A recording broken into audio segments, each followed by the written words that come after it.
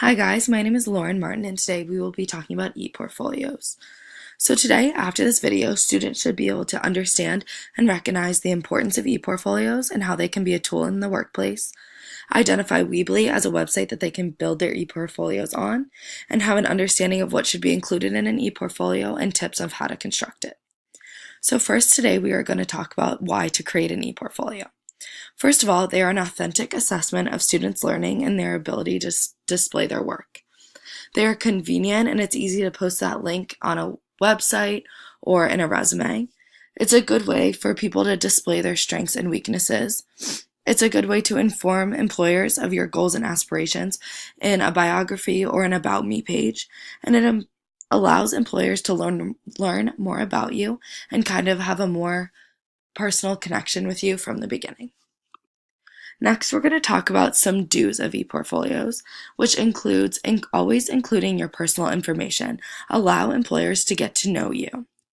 Also, be creative because you want to stand out and have your ePortfolio be very memorable.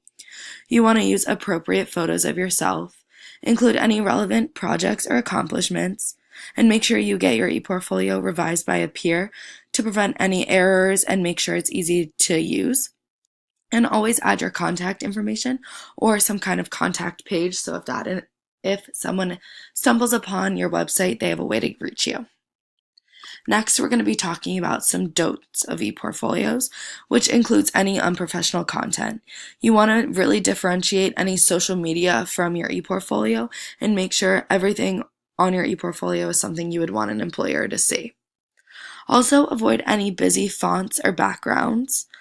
Avoid too many buzzwords or jargon because you want your ePortfolio to be as understandable by as many people as possible.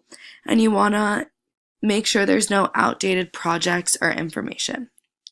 So now we're going to jump over to Weebly. This is what your Weebly will look like when you're editing your website.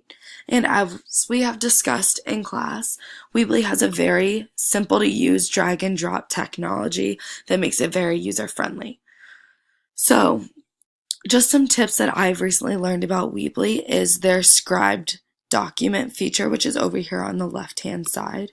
This is super useful in displaying any documents on your browser. It gives a little bit of a preview, and so it looks a little bit nicer than just this file icon over here. So you can see this is how I use scribed to display my resume, and additionally, as we previously discussed, contact pages are super important on an ePortfolio, and Weebly has a contact form built in for you. So again, you can just drag and drop that onto your page and edit it and customize it any way you need. So this is my homepage, and you want to make sure you have that really inviting homepage that has a little bit about you, include a personal photo, and have a good way to display any projects that you have and accomplishments that you have.